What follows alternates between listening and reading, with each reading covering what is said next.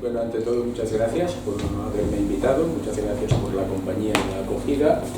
Y por lo demás, lo que voy a presentar aquí son 8 reflexiones publicadas en distintos lugares que no las pude discutir con nadie. Y entonces ahora aprovecho, ¿no?, porque tengo un foro con gente dispuesta a discutir.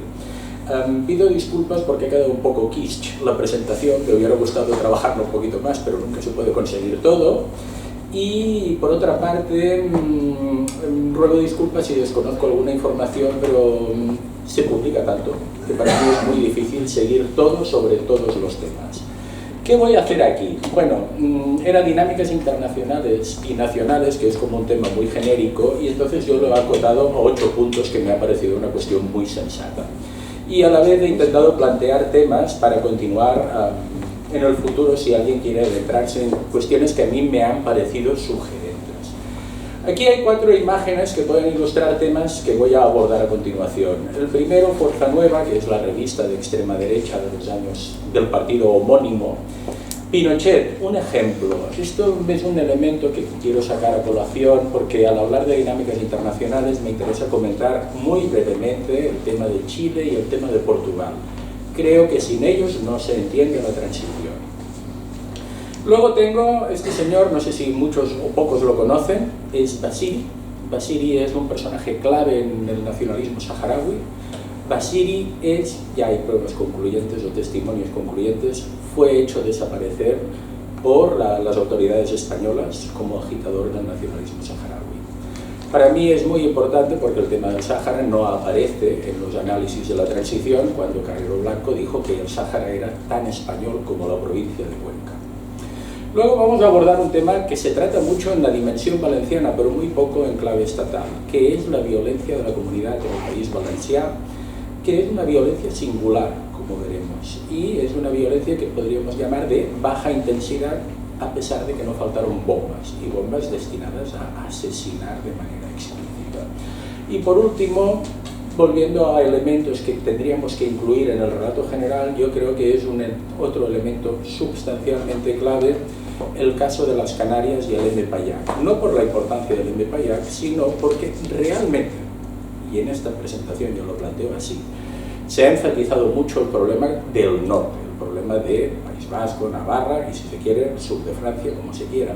Y sin embargo, se ha minimizado, desde mi punto de vista, en términos de amenaza para el Estado, que no de víctimas, el término de la frontera sur, que es el Sáhara Occidental español y las Canarias. ¿Qué vamos a ver? Muy sucintamente, porque 40 minutos dan para lo que dan. Voy a pasar un poco, voy a dejar sobre la mesa, más que analizar, primero las elecciones chilenas del golpe de Pinochet de 1973, lecciones para todos, la oposición democrática al franquismo y el bunker, y la oposición.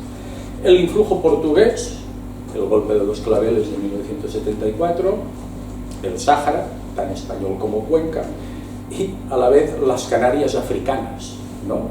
Porque el M-Payac arguía que se debían descolonizar las Islas Canarias en función de su pretendida africanidad. Luego, en cuanto a dinámicas internacionales, quisiera hablar muy brevemente del terrorismo parapolicial y de ultraderecha, porque yo creo que se pueden ver influencias difíciles de delimitar de argelinización, argentinización e italianización. Luego diré lo que pienso de ello, lo que quiero decir. La importancia de Argelia como referente, y luego hablaré de Valencia, la violencia de baja intensidad. Y el 8º punto lo pasé a las conclusiones. Son estas disonancias de último momento entre presentación y guión. Sin más dilación, vamos a ver el primer tema. Perdón, antes, aquí hay las fuentes de donde he acumulado la mayor parte de información que hay aquí. Son mi libro, que publiqué en 2016, un artículo publicado en Democracias y Dictaduras sobre la influencia de Argelia en la transición, y sendos capítulos de estos libros, publicados por el Memorial, con quien he tenido el placer de colaborar y la oportunidad, y es de aquí donde está la base de referencias y documentos. Hay otros que los he ido encontrando en la prensa y libros y he mirado de plasmarlos en el PowerPoint para tener una referencia visual. Vayamos a las elecciones chilenas. Yo Creo que el golpe de Chile, de Pinochet, de 1973, es un golpe muy importante y que está vinculado a la revolución de los claveles de Portugal en el año 74. Muy sucintamente, ¿por qué? El golpe de Pinochet es una enseñanza, sobre todo para la oposición al régimen, que es, si nos movilizamos, si nos radicalizamos, pueden venir los tanques a la calle. Esto es la lectura del golpe del impacto del golpe de Pinochet. Entonces aquí he planteado distintos elementos. Lecciones para la izquierda, socialistas, el Partido Comunista de España, etc. Es moderación. Moderación, mirar de marcar distancias con los sectores revolucionarios y, por tanto, es una lección clave antes de la transición, la vigilia de la transición, la del golpe de Chile, ¿no? Y en este sentido, también, por ejemplo, aquí tenía el Partido Comunista Español, en un artículo que abre en un capítulo del libro de Francisco Erice, habla que sobre todo debía haber mucha prudencia a la hora de entrar en contradicciones con sectores tan sensibles como el ejército. Ahora bien, como siempre, todo acontecimiento de esta magnitud ofrece lecturas y enseñanzas para todos. A la izquierda hay una revista que se llama Patria y Libertad. Esta revista es del Frente Nacional de la Juventud, que se editaba en Barcelona. Patria y Libertad, para los que no están familiarizados con el tema, Patria y Libertad era el gran movimiento de agitación neofascista que hubo en Chile, que dirigía Pablo Rodríguez Grez, que es el que hacía todas las movilizaciones callejeras, la vigilia del golpe. Entonces, Patria y Libertad también devino un referente para el neofascismo local, como lo demuestra el hecho de que esta publicación del Frente Nacional de la Juventud en Barcelona, Escisión de Fuerza Nueva, tuviera este título. Y luego, el pinochetismo ofrecía también un referente ya durante la transición para los sectores involucionistas. Podemos volver a un régimen autoritario, podemos volver a un régimen autoritario militar, y a ver qué es el de Pinochet. La revista Fuerza Nueva es más explícita, no puede serlo en este sentido además, y sobre esto volveré al final.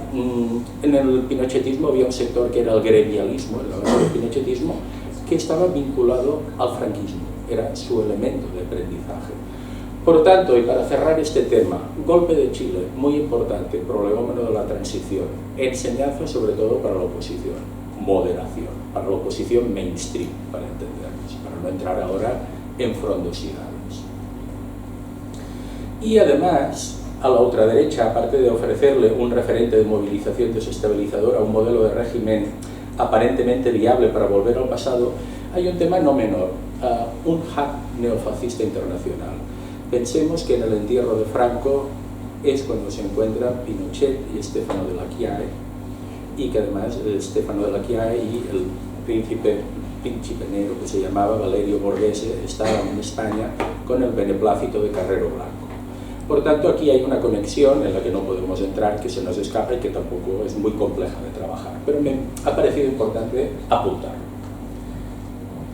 Luego vamos al influjo portugués. El influjo portugués está mucho más trabajado y una excelente monografía de Josep Sánchez Cervelló, que es la influencia de la Revolución de los Claveles en la transición española. Y entonces, la Revolución de los Claveles dejó tres grandes lecciones. Estoy haciendo una caricatura, que es, debía evitarse. Dejó tres grandes lecciones que, si en el golpe chileno eran para la oposición, ahora son lecciones para el establishment franquista. La primera es, debe evitarse un vacío de poder con una revolución traumática. Por tanto, el establishment reformista, que no todo el establishment franquista, empezó a pensar en un pacto o en algún tipo de acuerdo para entenderse con algún sector de la oposición. Segundo, los reformistas vieron que se tenían que preparar para una transición. Es muy lógico, si tú no haces la revolución desde arriba, te harán la revolución desde abajo. Y el caso de Portugal era muy explícito. Y por otra parte, esto favoreció la rápida descolonización del Sáhara. ¿Por qué? Porque la lección de la revolución portuguesa es que un ejército sometido a una guerra colonial, creo que era desde 1961, no experimentaba un proceso de politización por osmosis, con un resultado sorprendente, que fue la de izquierdismo. Recordemos que en España la Revolución Portuguesa también tuvo un eco militar con la Unión Militar Democrática, y en este sentido, aparte de estos efectos mainstream, ¿no?, de estos grandes impactos que están muy simplificados, tuvo también otros impactos colaterales. Uno es, lo leí en un monográfico de la Fundación Memorial, estimuló, ¿no?, la radicalización de sectores nacionalistas gallegos, que no debe menospreciarse, con la Unión del Povo Galego. Luego, España devino refugio. España, durante el franquismo, fue un país de acogida, ¿no?, porque vinieron distintas oleadas de inmigración, ¿no?, antiguos nacionalsocialistas, ustachas croatas, luego gente de la OAS, de Argelia, y en 1974 llegaron neofascistas portugueses. Y España, y esto es importante, no debe olvidarse, he puesto un recorte de periódico importante. Arias se planteó ir a la guerra con Portugal. Hubo gran confusión en el régimen sobre lo que se tenía que hacer, pero España corrió un riesgo en esa época. Se ha explicado que el rey Juan Carlos en persona se opuso a un golpe, a que España fuera la base de un golpe de Estado involucionista para Portugal. Claro, si España se hubiera convertido en la base de un golpe involucionista en Portugal, toda la transición hubiera ralentizado, porque se hubiera reforzado el involucionismo español, no hay más que hablar. Entonces yo de aquí me quedaría con que la Revolución Portuguesa es otra lección para el establishment, para las élites del franquismo, que es, bueno, si no hacemos cambios desde arriba, vendrán unos cambios desde abajo y más traumáticos. Y además invita a desprenderse rápidamente del Sáhara Occidental, lo que tendrá importantes consecuencias. ¿Qué quiero decir con esto? Es que si hablamos de dinámicas de violencia tendemos a pensar siempre en violencia endógena. Y yo creo que en este caso hay un marco de fondo de violencia en la transición española, uno muy obvio que lo llevamos hablando toda la mañana, que es la guerra civil. La guerra civil es el gran fantasma de lo que no se quiere repetir. Y luego hay un gran aprendizaje, que es el de septiembre del 73 con la dictadura chilena, para la oposición, y un gran aprendizaje para el gobierno franquista, que es la revolución de los claveles. Vayamos a lo que yo quería comentar, que es dinámicas regionales. Yo aquí en este caso hablaría de la frontera sur. Para todos los que tienen una cierta edad, estudiaron en que el Sáhara era una provincia española en los libros de texto. Entonces, no solo era una provincia española, sino que Luis Carrero Blanco lo definió como tan español como la provincia de Cuenca. ¿Por qué es importante el Sáhara y por qué se debería integrar en los estudios de la violencia política durante la transición? Primero, porque ocurrió en suelo español. Esto es una cuestión importante porque tiene consecuencias, como veremos. Segundo, porque el gobierno español estaba profundamente dividido sobre el Sáhara. Había la línea de Castilla, ministro de Asuntos Exteriores, que consideraba que había que descolonizarlo, y había la línea de Carrero Blanco y Franco, que lo querían mantener a tout prix, especialmente después del hallazgo de los fosfatos, y una inversión millonaria que creo que era de 11.000 millones de pesetas para crear una línea de transporte de los fosfatos desde el interior del desierto hasta la costa. Hecha esta inversión gigantiásica, no tenía ningún sentido abandonar el Sáhara, y además aquí se mezclaba lo económico con lo emocional. Franco había hecho la guerra en África, él decía que sin África no me explico, no sé explicarme a mí mismo ni a mis compañeros de armas. Por tanto, cuando empiezan los brotes, aparece un primer brote de nacionalismo saharaui. No sé si todo el mundo conoce a Basiri, lo digo para no explayarme o no. En 1900 hubo un primer brote nacionalista que acabó con la constitución de una YEMA, una asamblea consultiva en el Sáhara, pero en 1970 aparece una persona joven, apellidada Basiri, su nombre es mucho más largo y ahora me ahorro buscarlo, que Basiri crea una organización, Harakat Tahrir, que no sé pronunciarlo, y que tiene diversa traducción. Yo he encontrado, como más usual, Organización Avanzada para la Liberación del Sáhara. Basiri no es un radical, ni mucho menos. Basiri es una persona que intenta manejar lo que encuentra en el Sáhara. ¿Qué encuentra en el Sáhara?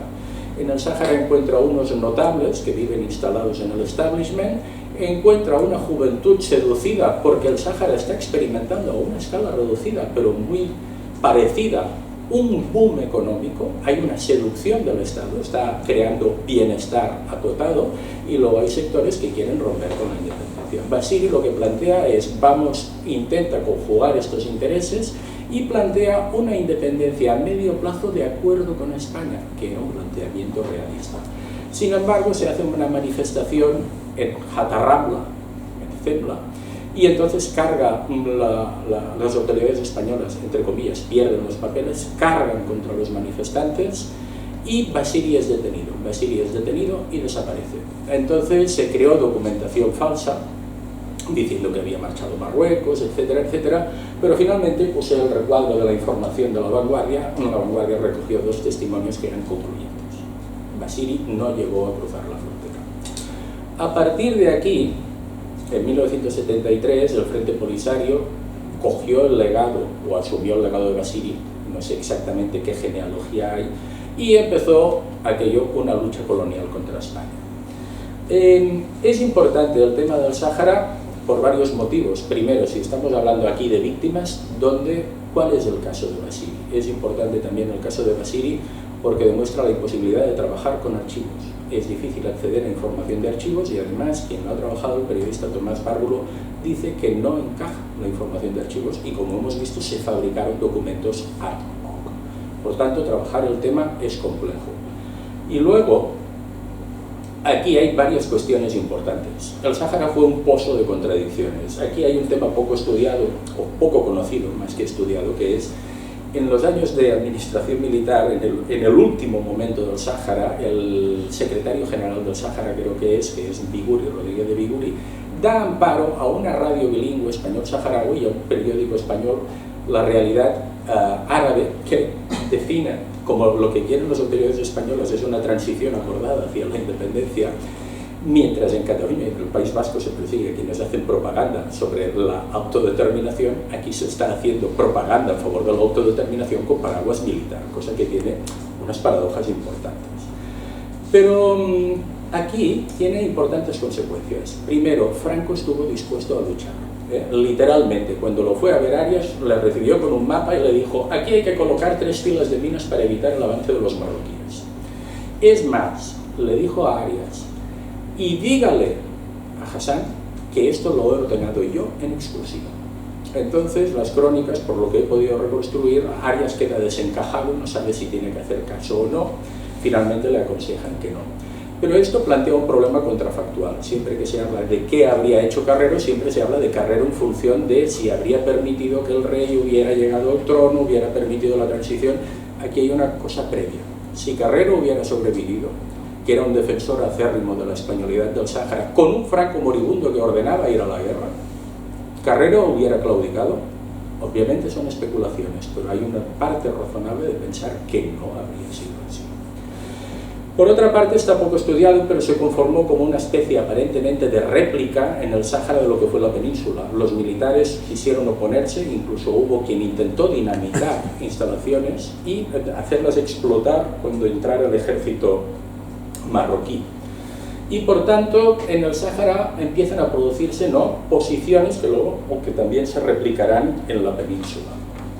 Y también, para no extenderme mucho, no está de más recordar que en el Sáhara el Frente Polisario tuvo contactos con el Grapo, con el M. Payac, cosa lógica porque le daba apoyo a Argelia, y también con un grupúsculo, el Partido Comunista de España Internacional Línea Proletaria.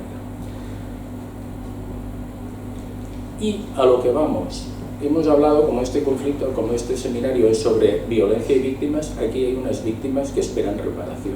Las víctimas, primero, hay unos combatientes del Polisario ejecutados de manera sumaria, pero luego hay las víctimas, que son las víctimas pesqueros, trabajadores que estaban trabajando en los fosfatos, que fueron víctimas de las acciones del Polisario y que no han tenido reparación. Esto lo organiza una entidad que se llama Acabite, yo no la conozco mucho, ¿no? Pero digamos que aquí se plantea un problema importante y que no está resuelto. Y por ejemplo, una de las víctimas que quedó gravemente herida por una explosión cuando trabajaba en fosfatos no pudo presentar la reclamación, según explicó su hija en El País, porque no puede acceder a la documentación porque está clasificada. Por tanto, no puede alegar que es víctima. Esto sería lo que quería comentar en cuanto al Sáhara. El tema de las Canarias ya está más abordado, pero vayamos por partes. Para mí el Sáhara es el primer problema que plantea la frontera sur de España durante la transición, y luego las Canarias es el segundo gran problema que plantea la frontera sur durante la transición. ¿Por qué?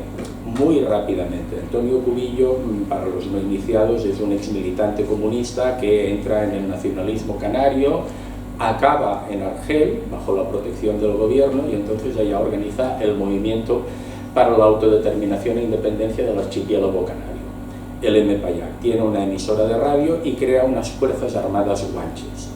Para justificar el paraguas argelino, lanza la teoría de que las Canarias en realidad son africanas. Y este tema no es menor, sino que es crucial.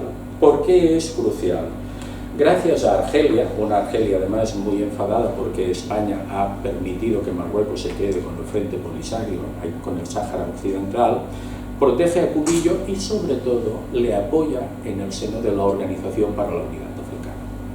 Y entonces Cubillo va ganando apoyos. Va ganando tantos apoyos, ahora estoy buscando cuántos eran.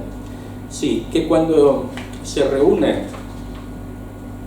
a inicios de 1978, la africanidad de las Canarias no es un tema menor. Cuando en febrero del 78 se reúne la Conferencia de Ministros de Asuntos Exteriores de la OUA en Trípoli, la tesis tenía el apoyo de 47 países y solo 2 en contra. Entonces, esto no era ninguna broma. Si la OUA lo pasaba a la ONU y la ONU decía que había que descolonizarlo, esto era un mandato y era un tema extraordinariamente grave. ¿Qué quiero decir con esto? Que era una amenaza real, y la prueba de que era una amenaza real fue que cuando Cubillo tenía que ir a la ONU, pocos días antes, el 5 de abril, no he sabido encontrar la fecha que Cubillo tenía que ir a hablar a la ONU, no sé si es el 7 o el 10 de abril de 1978, pero el día 5 es apuñalado por 2 sicarios a sueldo de España en su residencia en Argelia. Creen haberlo dejado, lo dan por muerto, pero en realidad está vivo. Hay un documental muy interesante. Vaya, pues no podemos ver el documental, lo hemos dejado aquí. Vamos a ver si lo podemos ver. Un momentito. Quería pasar el tráiler del documental, que son 2 minutos y medio, porque es muy gráfico. Pocas veces se ve un testimonio de tanta altura. Ahí está, sí, mira. Sí, és tan gràfic. Ja està. Único el sonido. Però perquè ho segueixen els de casa, no vols canviar el moment? Ah, sí, fes-ho tu. Ho fas tu. Sí, sí, jo m'ho faré. Volvemos al inicio. Sí. Porque además no se oye. S'hauria de sentir que deu això, Sí, sí, yo lo creo.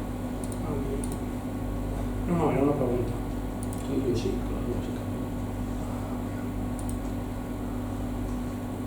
Pero sabes que desde aquí porque controlamos de 2 minutos. Sí. Este vídeo es el tráiler de un vídeo que hizo su sobrino David Cubillo y que plantea la idea de que hay una conspiración y un crimen de Estado. Y es cierto que el caso del asesinato, el intento de asesinato frustrado de Cubillo es considerado terrorismo de Estado en la sentencia judicial. Digamos, no es un tema. Bueno, y entonces, unido a este tema, hay un tema nada menor, y es que las Fuerzas Armadas guanches que estaban infiltradas, el MPAYAC estaba infiltrado por un personaje complejo, que era Luis Espinosa, que había logrado infiltrarse también en los Grapo y además en el MPAYAC. Entonces, las Fuerzas Armadas guanches pusieron un petardo en el aeropuerto de Las Palmas, creo que es, estoy hablando, y entonces hirió a una florista, dijeron que había otro y desviaron el tráfico en los rodeos. Cuentan mala fortuna que en los rodeos chocaron 2 aviones y murieron 583 personas. La mayor tragedia de la aviación no española, mundial, hasta la fecha. Por tanto, si sumamos ambas cosas, para España esto no era un problema, era una extraordinaria amenaza. ¿Qué quiero decir con esto? Que tendríamos que empezar a poner mucho más el foco en la frontera sur de España. He hablado antes del Sáhara y ahora también planteo las Canarias. Luego volveré sobre ello si tengo tiempo. La violencia de ultraderecha y parapolicial. No me voy a extender mucho aquí, pero en ella, mirándola con cierto detalle, planteé en uno de los libros que he citado que parecía haber tres dinámicas distintas. Una era de argelinización, y me refiero, aquí hay un libro que pasó muy desapercibido, pese a su interés, que es Cherit, Jean-Pierre Cherit, que era un antiguo miembro primero del Batallón Vasco Español y luego de los GAL, que era de la OAS. Muchos miembros de la OAS pertenecieron a la Guerra Sucia Española y había una dinámica argelina. Hay una paradoja. Cherit afirmó que entendía muy bien a la gente de ETA porque luchaba por su nación. Y también se enfadó mucho cuando cambiaron el nombre del Batallón Vasco Español por el del GAL. Dijo, hombre, esto no, el otro nombre era mejor. A la argentinización. Me llamó mucho la atención el asesinato de Yolanda González. Lo ejecutó un comando parapolicial llamado Grupo 41, vinculado a Fuerza Nueva, pero con conexiones con la policía.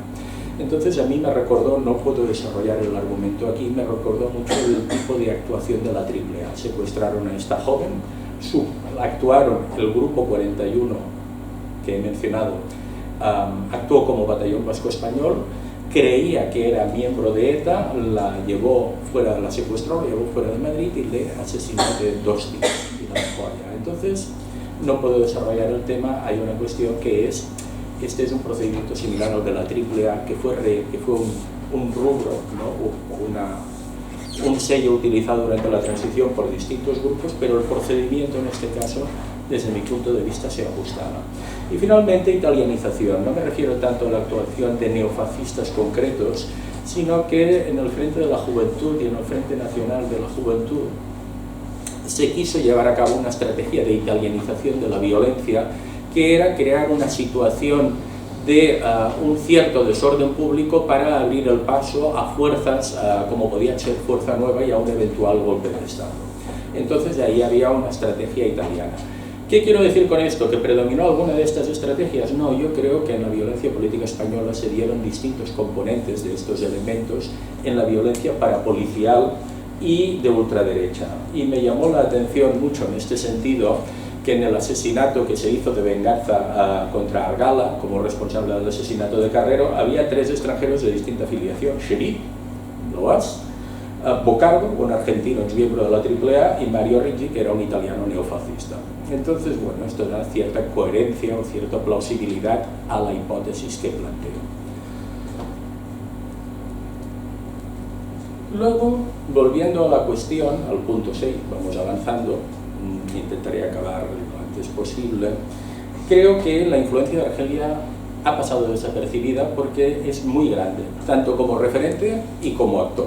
Como actor la hemos visto ya, es ahí. Sin Argelia no se entiende el Frente Polisario, sin Argelia no se entiende el M-Payak, pero además Argelia es el referente, y ese referente será el gran referente del golpe de 23F, no sé si se acuerdan, pero se llamaba Operación de Gaulle, y entonces se basaba en el golpe que prepararon en 1958, bueno, en Argelia en 1958 hubo un levantamiento de los Pieds Noirs y los militares, aquello contra el gobierno, lo que provocó la llegada de Gaulle al gobierno, simplificando mucho. El 23F estaba inspirado en una situación o en un escenario que quería ser parecido, crear a partir del problema terrorista en el País Vasco, crear una situación que favoreciera la llegada al gobierno, a la presidencia del gobierno, de un militar, que no era otro que Alfonso Armada, que además había asistido a la operación, al alzamiento de Argelia, lo explica en sus memorias, digamos. Por tanto, era un referente muy importante. Y luego también, sin Argelia, ya lo he comentado, ¿no?, el tema del Sáhara y las Canarias, pero es que además Argelia fue el referente de todos. Es decir, Argelia es, la revolución argelina es un inspirador no solo de ETA, sino de otros movimientos similares. Argelia no solo es inspirador, sino que además forma, entrena, da pistolas, etcétera, a los miembros de ETA, es escenario de reuniones, es refugio, pero es que además, como he comentado antes, de la guerra de la independencia de Argelia, de la OES, la Organización del Ejército Secreto, activa entre el año 61 y 62, será donde aparecerán combatientes que se integrarán en el batallón vasco español y en lo que se ha llamado la guerra parapolicial española. Entonces, sucintamente, ya que hablamos de dinámicas internacionales y nacionales, ahí hay este elemento importante desde mi punto de vista. Y acabando, el último tema que quería trabajar, que quería plantear, que ya estoy dado por surgir, Babi, es la transición en Valencia, pero yo diría que es importante hacer hincapié que es un caso extraño, luego lo ha seguido Borja Rivera, es un caso extraño que no se ha integrado su estudio en el conjunto de la transición española por la importancia que adquiere la violencia de baja intensidad, que es sobre todo escaramuzas, petardos, agresiones, raramente uso de bombas, pero también. Y entonces, ¿qué características presenta? Ahora, antes de explicar esta violencia hay que explicar el escenario porque no sé si todo el mundo lo tiene claro. En la transición valenciana hay una fractura profunda entre izquierda y derecha, y la derecha cogerá lo que se llama, o asumirá lo que se llama, los ejes programáticos, y cuando digo la derecha me refiero a UCD también, digamos UCD, Alianza Popular, del llamado blaverismo, de lo que se llamará blaverismo, y fundamentalmente haciendo una simplificación que defendía las izquierdas, socialistas, comunistas, etc., la unidad de la lengua, del valenciano y el catalán, una señera como la catalana, el nombre del país valencià, una aproximación a Cataluña, esto sería, y un cierto progresismo y valencianismo. ¿Qué defendía el blaverismo? La fractura de la unidad de la lengua, la diferencia entre el catalán y el valenciano, la señera con una franja azul, de ahí que se llama blava, de ahí que se llamara blaverismo, el nombre de Reino de Valencia, que no de país, y un himno distinto, perdón, me lo he olvidado decir, la izquierda hablaba de la muixeranga, ellos querían un himno del siglo XIX que habla de ofrendar glorias a España, no recuerdo el nombre para no buscarlo. Y además era un valencianismo muy conservador, muy vinculado al mundo de las fallas, de la sociedad tradicional, etc. Entonces se da la paradoja que aquí no puedo desarrollar, que ganarán las izquierdas electoralmente en el 77 y 79 y sin embargo no podrán implementar su programa. En buena medida se ha comentado que se desarrolló una violencia de baja intensidad, la violencia blavera, que se ha tipificado así. Borja Rivera la tipificó con su influencia en la transición política, en la evolución política, pese a ser de baja intensidad, porque creó agotamiento en la sociedad por la cantidad de incidentes, de atentados, etc. Fue mayoritariamente de carácter derechista y españolista. La mayoría de las acciones más graves quedaron impunes. Esto es importante. Pensemos que hay dos intelectuales que son objeto de bombas. Uno es Joan Fuster y otro es Andrés Estellés, que es el poeta. Joan Fuster es víctima de dos atentados de bomba y uno de ellos tenía la clara intención de matarle, porque eran dos bombas que explotaron con escaso tiempo. ¿Qué pretendía? La primera quería atraerle al lugar de la explosión y la segunda explotar cuando estaba en el lugar de la explosión. En general los crímenes que se cometieron, las actuaciones quedaron en general impunes. Es más, en el caso de las bombas que he comentado, incluso la documentación judicial se ha expurgado, por tanto es difícil de seguir. También, a pesar de que se pusieron distintos artefactos, la mayoría de baja intensidad, no produjeron, según una fuente, no hubo ninguna detención. Y por eso se dice que las acciones violentas más graves quedaron impunes. Y se ha señalado que se llevaron a cabo con un consentimiento explícito o implícito de las autoridades. Entonces, ¿qué es lo importante? Primero, la magnitud de esta violencia de baja intensidad, pese a que no faltaron bombas. Hubo un muerto, Miquel Grau, que ponía propaganda de la Diada Valenciana, pero para que veamos el nivel de la violencia, fue asesinado por un vecino que le tiró un ladrillo a la cabeza que le rompió el cráneo mientras estaba poniendo propaganda en la pared. Entonces, el tema de la violencia de baja intensidad en Valencia es importante por su tipología, pero también por su influencia. ¿Por qué? Porque el Estatuto de Valencia acabó reconociendo con el nombre de Comunidad Valenciana y el reconocimiento de las dos denominaciones, Reino de Valencia y País Valencià, dejó el valenciano en una cierta zona de ambigüedad y por tanto está por ver hasta qué punto esta violencia de baja intensidad influyó. Y para acabar, las conclusiones.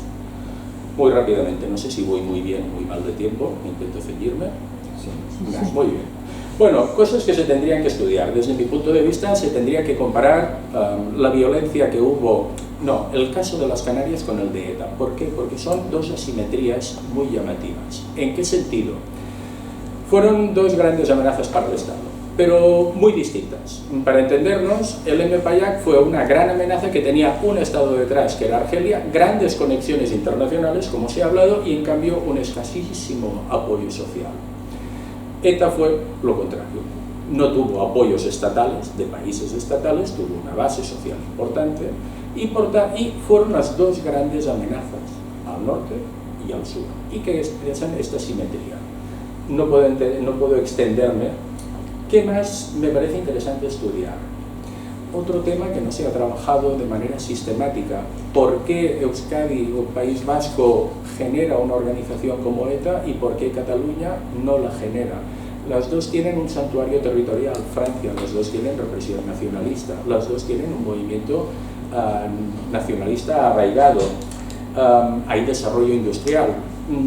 No, hay grandes ciudades. ¿Por qué no? Yo desarrollé una explicación, pero lógicamente a mí me parece que requieren una explicación más compleja, sobre todo porque entiendo que está vinculado con el desarrollo posterior. Como el independentismo catalán no tenía víctimas en su haber, con la crisis estatutaria de 2010, esto es hipótesis, no es ciencia por descontado, puede ser una utopía disponible. En cambio, el nacionalismo vasco, con el independentismo vasco, con la acción de ETA, obviamente no era una utopía disponible para un amplio sector de la población, como ocurrió con el independentismo catalán. Lo dejo ahí porque quiero plantear que esto tuvo consecuencias de posteriori, y obviamente es una hipótesis.